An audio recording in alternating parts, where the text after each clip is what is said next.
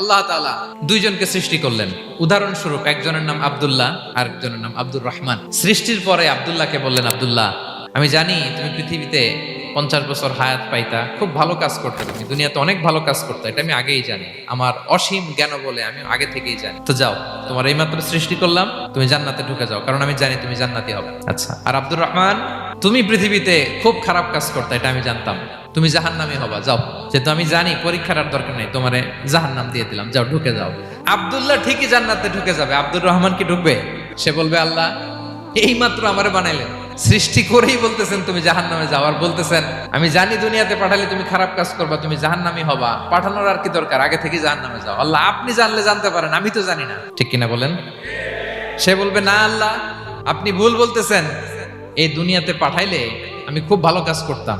এজন্য আল্লাহ তাআলা পরীক্ষার আয়োজন করেছেন, যাতে করে তুমি জেনে যাও যে পৃথিবীতে তুমি কি করেছো। এখন আর আল্লাহকে এক্সকিউজ দেওয়ার সুযোগ নেই। আচ্ছা বলেন তো, আবু জাহেলকে যদি আল্লাহ এখন কিয়ামতের দিন বলে, Abu Jahl go to the hell fire, Abu জাহেলের কিছু বলার সুযোগ আছে? কারণ ও দুনিয়াতে কি করে আসছে এটাও জানে না। ফেরাউনকে ডেকে যদি আল্লাহ বলে, ফেরাউন তুমি জাহান্নামে যাও, go to the hell fire, ওর কি কোনো এক্সকিউজ দেওয়ার সুযোগ আছে?